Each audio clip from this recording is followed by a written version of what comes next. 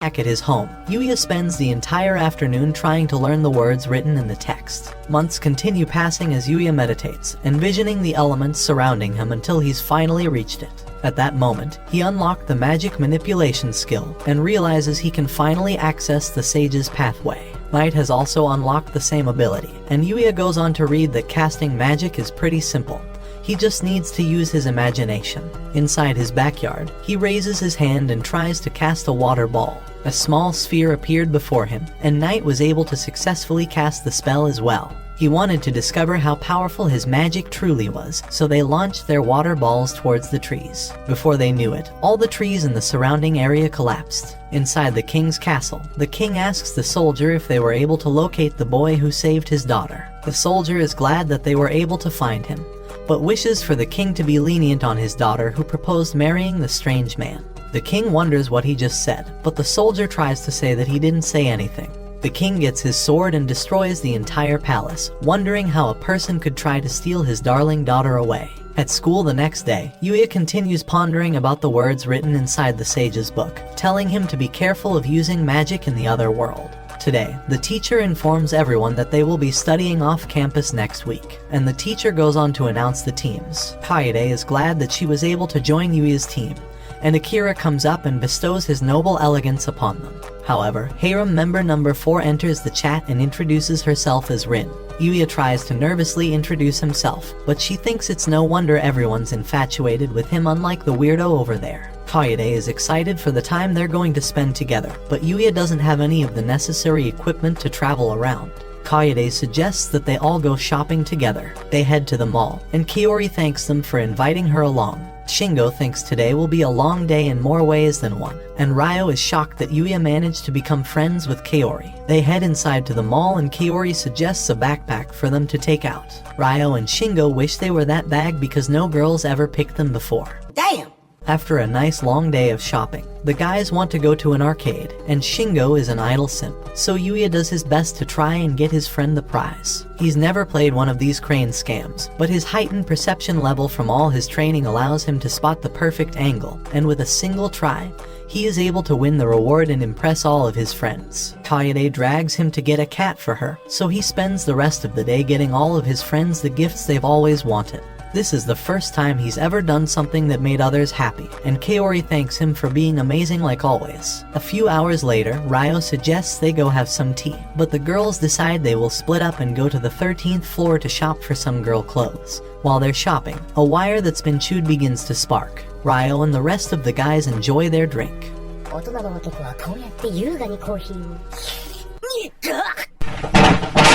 Shingo asks Yuya if something is off, but Yuya says it's just so much fun spending his time with friends and laughing the entire time.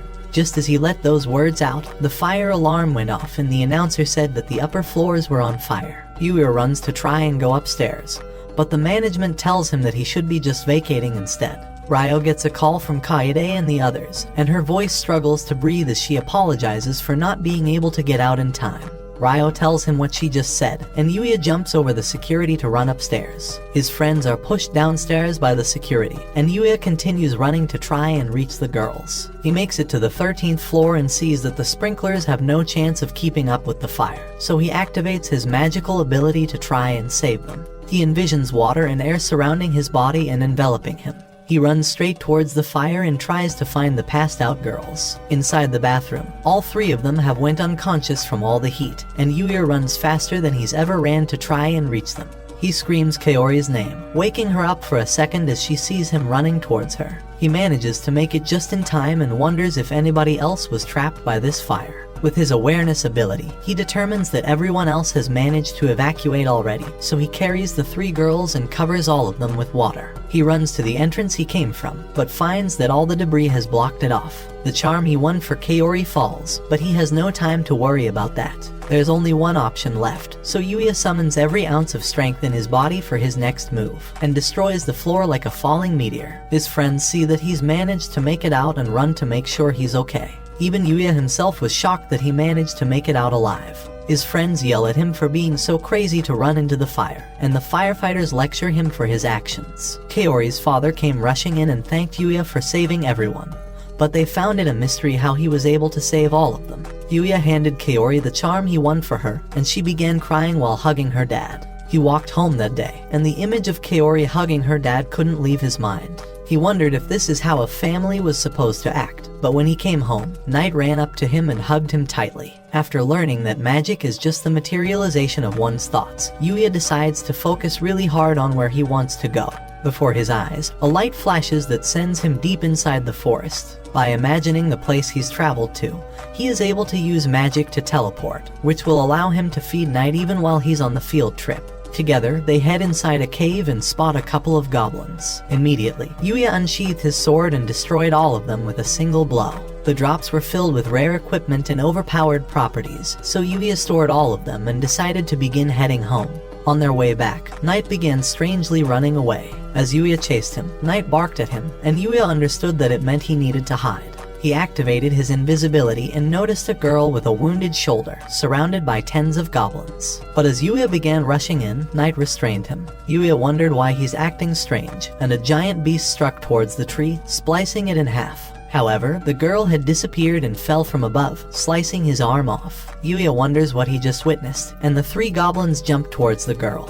But she managed to fend them off with her strings. However, her defense was compromised, and a fourth goblin rushed forward to kick her towards the tree. While she was unconscious, the goblins were about to turn this show into Goblin Slayer, but Yuya jumped from above in the last moment and ended them. The battle was not over, and hundreds of goblins appeared from the shadows. There was only one option, so Yuya pulled out a secret weapon and used his Divine Whip. With a single swing, the Divine Whip split off in tens of directions to annihilate all of the enemies. The sun began setting, so Yuya carried the girl to his home before it was dark.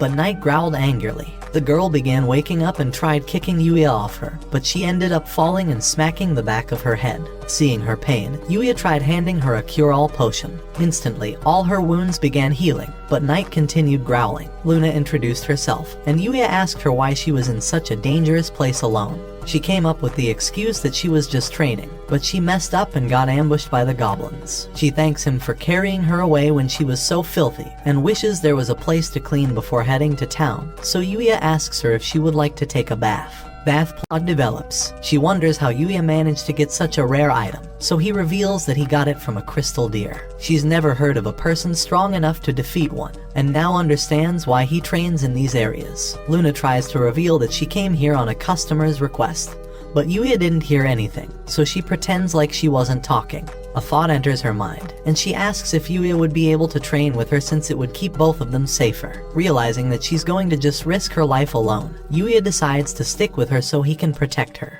Excited by hearing this, she comes out of the curtains and tells him he should start getting used to seeing her like this so he can penetrate her defenses with his sword. The next morning, Yuya trains with Luna, and Knight rushes from behind to support them. Their training goes on like this for a few more days, and they share their experiences together, growing stronger through each battle. Their coordination increases as he redirects a goblin towards Luna to chop his arm off, leaving it for Knight to strike him down. Yuya is glad to have such a strong partner, but she tries to humbly say that it was all thanks to his skill with Knight. But Yuya's always thought she was strong with her threads ever since they met. Still, Luna says she needs to become stronger before completing her mission, thanking him for all the time he's spent with her. With the night approaching, Yuya thanks her as well, and Luna promises to give it her all before their last bath. At night, Yuya takes the bath at first and wonders why they changed their usual order. From behind him, Luna comes to explain that they will be doing it together. She climbs inside and hugs him, thanking him for helping her when she was so selfish. Because of him, she was able to grow,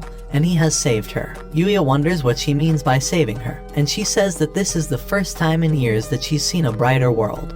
And these moments are valuable treasure for her, so she will wash his back for him.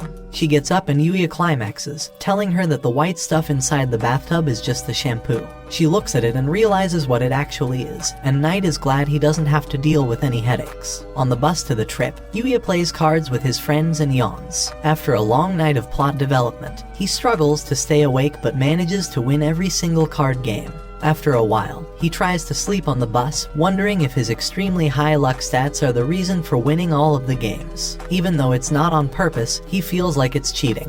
Yuya wonders if this cheat skill is also the reason he was able to cop Luna, but thinks that it's not possible. After a long journey, they finally arrive and the girls wake him up. The teacher immediately tells everyone to get ready and explains the situation. They're going to be camping on their own for 2 nights and must gather food from the forest and lake on their own. Kaede wonders if it's dangerous to judge wild food without any experience, so the teacher says that they will let them know if things are safe, and even if they get poisoned, the nurse will cure them. A suspicious woman comes and tells them not to worry, because with her miracle elixir, she will heal all of them. Akira thinks that they might as well just starve for a day, but the teacher reveals that he would be losing the competition. To top that all off, they must sleep inside the forest because this hotel is just for the teachers. Deep in the forest, Yuya and his team try to figure out how to put up a tent. Akira thinks that his elegant skills will allow him to fish as easy as pie.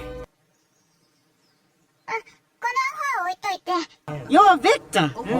She tells Yuya and Kaede to go fishing, and Akira is depressed that everyone treats him like trash, but they've already left the side character behind. At the river, all the students have gathered to fish. Kaede wonders what they could do with everyone taking all the fish, but Yuya thinks he has a better idea. He heads to a desolate spot and Kaede sees all the fish, but wonders how they're going to be fishing in shallow waters. Yuya picks up his pants and looks at the fish, remembering the things Luna taught him. Since monsters are living things, they will be afraid of humans, making their movements predictable. Yuya uses this to his advantage, reading the movements of the fish and striking towards the water, catching it with his bare hands. After a while of fishing and showing off, all of the guys wonder how many hours he's spent playing Valorant to get these reflexes. Before he knew it, the entire bucket was filled with fish, and he wishes he could thank Luna for teaching him this. Back in the other world, inside a shop filled with dolls, Luna casts her string to rip all of their skulls off. She wonders if the sharpness of her strings have increased because of training with him.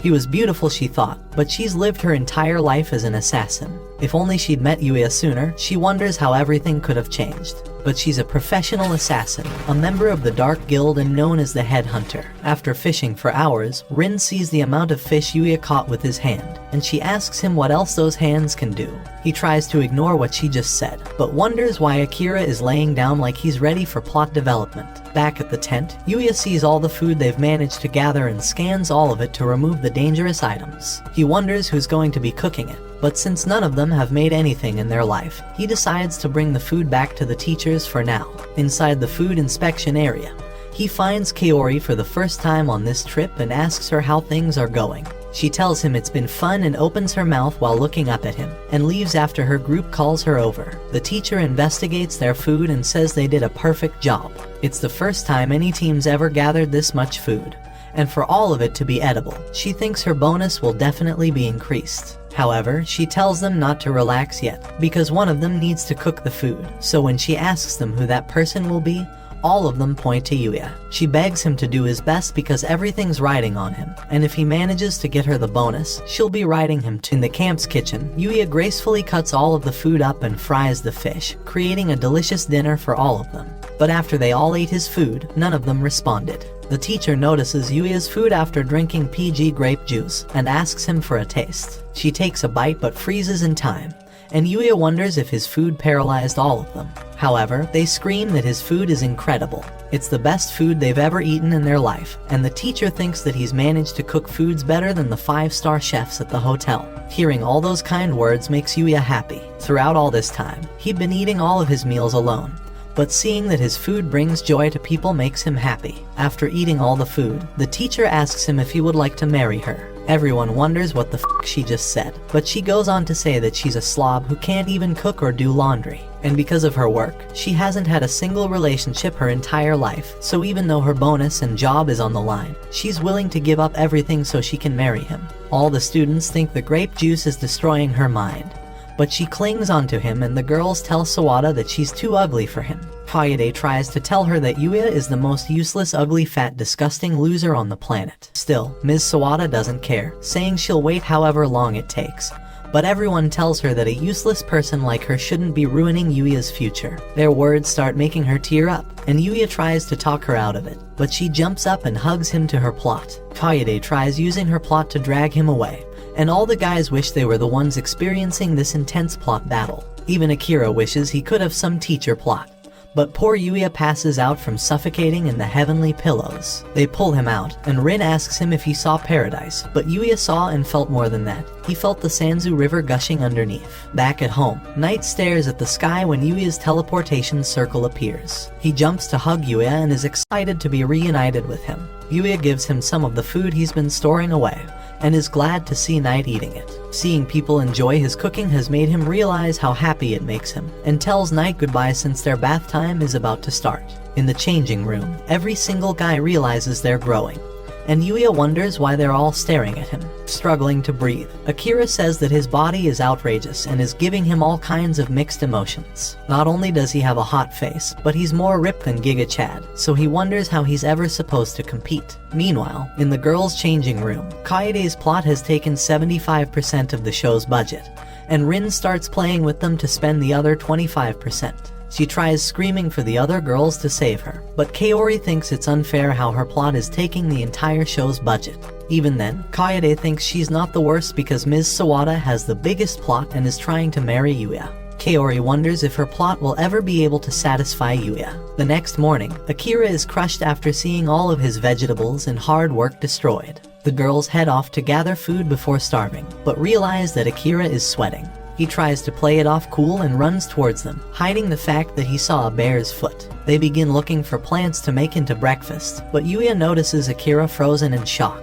The tree before him is filled with bear claws, and all of the other trees seem to have been mauled down. As soon as he's realized what it could be, a giant figure appears before the girls and begins chasing them all away. The giant bear enters the camp and destroys every single one of the tents. Ms. Sawada tries to help them take cover behind one of the lunch tables, which stops the bear temporarily. They begin running towards the shelter, but as they ran, Ms. Sawada tripped and fell. The bear approached her and was ready to strike her down, but before it could reach her face, Yuya held off the bear's arm, using his professional UFC moves to wrestle the bear like a Russian.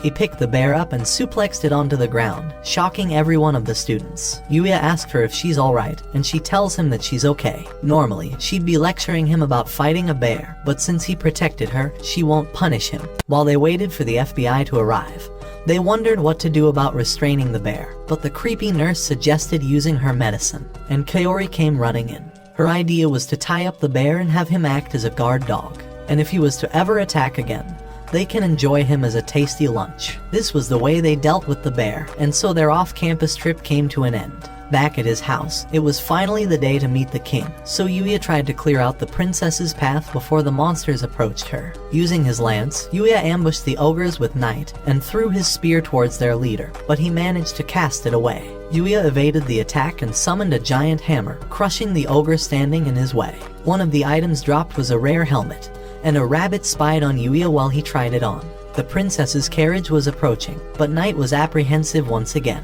As they got closer, Yuya took off his helmet to reveal that it was him. The guards were about to escort him back to the king, and saluted him along with the princess for coming along with them. Knight still felt like something was off, and jumped towards Lexia to push her out of the way. The tree above Yuya begins collapsing, and in an instant, Yuya chopped it down. He noticed the strings were the ones that Luna used. Yuya asked Knight if he knows the assassin's location, and Luna is angry that her attack managed to miss. However, Yuya knocked her out while he's invisible, and saw her mask falling off, realizing it was actually Luna all this time. Lexia came running and asked him if he knows this girl, and Yuya tells her that he did know her. He thanks Knight for trying to protect his feelings by hiding her identity, and apologizes to Lexia because he wants to treat her injuries back at his home.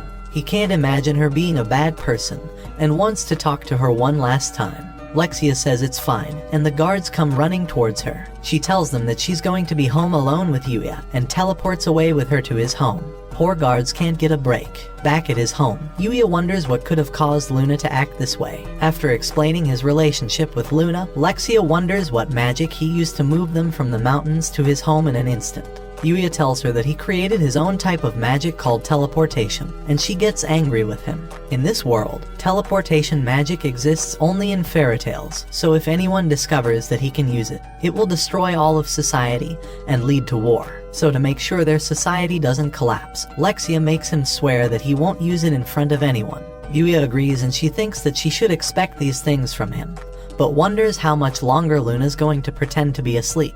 Luna gets up, and Lexia tells her she's noticed since the start, and is sure Yuya also pretended not to notice out of kindness. Lexia tries asking her about her background, and Yuya tells her that he also wants to know why she tried to do this. She tells them it's not a very interesting tale. As a child, she was a homeless orphan who scavenged through garbage and stole from others to survive. It was all she could do to keep living. But one day, a mysterious man came up to her and decided to take her in. Not only did he teach her how to read, but he also taught her the means of survival. Most of those techniques were training her to become an assassin like him. Lexia wonders if he was someone from the Dark Guild, the infamous guild that specializes in thievery and assassination. Luna says she eventually joined the guild and completed countless assassinations until she was given the title Headhunter. After all this time, Yuya finally realizes why Knight has been apprehensive. Luna goes on to reveal that she received a certain assignment the other day, the elimination of the first princess. This is how they ended up here, and she tells Lexia to do whatever she wants. The moment she attacked the princess, her execution was assured, because even if she failed, the Dark Guild will dispatch assassins to end her, so she's going to die no matter what. She wonders why Yuya would care. They only spent a few days training together anyway. But Yuya tells her to shut up. He says that it's true that they barely spent any time together, but he enjoyed all of it and still thinks of her as a friend, so he wants her to stop saying such sad things. Lexia interrupts and tells her to stop assuming that she's going to die. Luna asks if she's planning on letting her get away, but Lexia says that she's going to become her servant. From now on, Luna will become Lexia's personal guard, and they will keep her assassination a secret. And as a princess's guard, even the Dark Guild won't be able to reach her. Luna thinks that a person who's ended countless people's lives with her disgusting hands doesn't deserve to be next to a shining light like Lexia. As she gets on her knees, Lexia grabs Luna's hands and tells her they are beautiful, wondering how she gets them to be so soft. Luna tells her that it's not because she was constantly bathing with Yuya or anything. Meanwhile, the poor guards are running for their lives. Luna thinks that Lexia is a tyrannical princess, but she pledges that she will obey her. After obeying her first command, Lexia tells her to explain what she was saying about Yuya's bath. Luna tells her to listen and be amazed, because Yuya has a bath drop item that not only recovers fatigue, but also recovers magic and restores youth. Lexia thinks it's not fair that she's been getting to experience this, and begs Yuya to use it as well. She tells Luna that they're going to be doing it together, and asks Yuya if he wants to join. But Yuya remains a typical anime virgin and rejects. While bathing together, Lexia asks if Luna has feelings for Yuya, but she falls in the water and says that they are just friends. She doesn't buy her lies because she's noticed her affectionate stares toward Yuya, but Luna tells her that she's just imagining things. Lexia thinks it wouldn't be a problem if she married Yuya in that case, but Luna tells her that she can't be doing that, and realizes that she just sold herself out. She says that if they were just friends, it wouldn't be a problem, and Luna realizes her true emotions have been uncovered. While she thinks he may be desirable as a training partner, she doesn't know how she feels about him beyond that. Hearing her confession, Lexia decides to declare war. Even if Luna doesn't realize it, those feelings are definitely love, and since Lexia is also in love with him, this will now be a battle. She asks her if she will just admit defeat and give up, but Luna strengthens her resolve and screams that Yuya will be hers. She accepts her declaration of war, and is prepared to win this battle. After the bath, Yuya prepares to get dinner ready, but Lexia tells him that she will be the one preparing dinner. At the kitchen table, Lexia tried cutting the potato, and realized how difficult it is to cut it up. Yuya wonders what nutcase slashes a knife like they're trying to fight a goblin. But Lexia puts all of her power into a slash, and nearly ends Yuya and Luna. Knowing she'd be useless, Yuya prepared dinner for both of them, and they both ate his meat.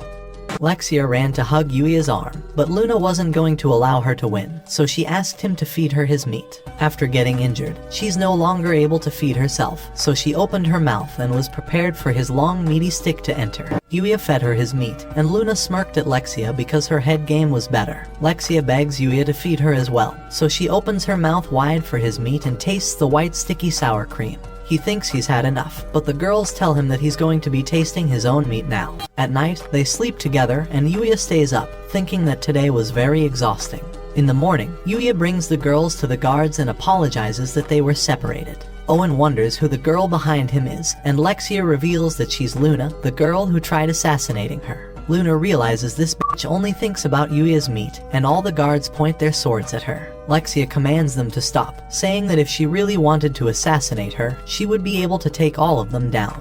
Luna thinks this bitch really only does think of Yuya's meat. Owen is still suspicious of her, thinking that she's doing all of this to assassinate Lexia. But Lexia says that Luna could have just assassinated her last night while they slept together. Owen wonders if his ears heard that right, and Lexia goes on to tell him that they slept together with Yuya. After hearing that, Owen's given up with this bullshit job at this point, and decides that they'll just be careful around Luna. But Yuya has another thing he wants to add.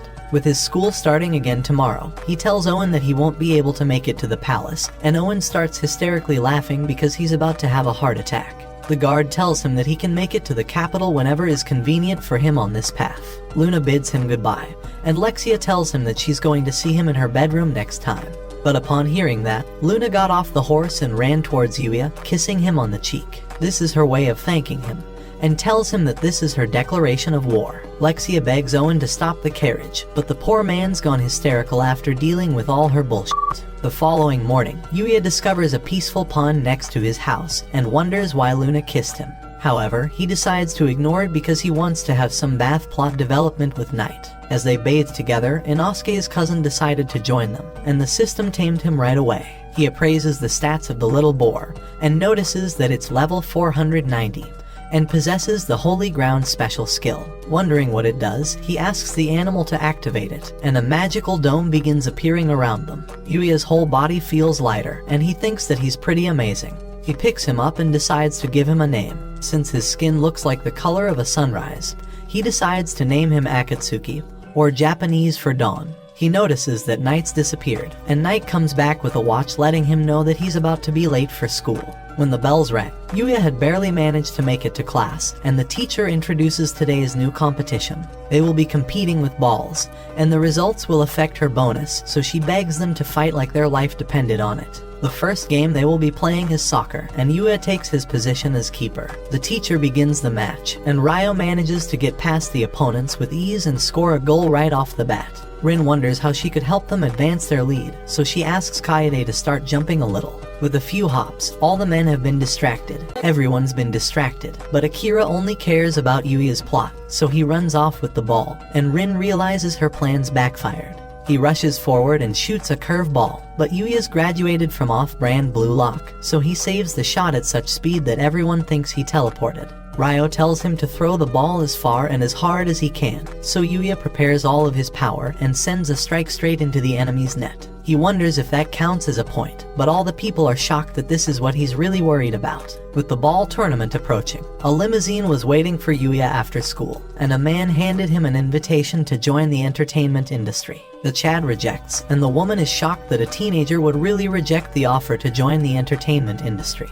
But Yuya humbly says that he's enjoying his high school life more than anything right now, and thanks them for the offer. Yu walks out of the car, and his friends are shocked he knows the hottest model. The assistant shows them this month's magazine, and they see Yuya sitting next to Mew, wondering when he ever did this. The manager tells her to hurry up and suck him off. A flyer comes flying by. I guess that's why they're called flyers, and the manager lays her eyes on it. She grabs one and sees the ball sports competition, thinking she has a great idea. If she could infiltrate the super prestigious academy and catch Yuya playing with balls, she will create the next bestseller. And with this, they will be able to take all the photos of him without his consent. Deep inside the forest, Night casts his waterfall spell, and Yuya launches to slash down at the skeleton. The skull prepares one final attack, but Yuya ends the battle with his sword. Even with all this training, he still feels like his fluidity in switching between physical and magical attacks is lackluster. He wonders if he'll ever be able to get stronger, and thinks he'll try heading deeper into the forest for tonight.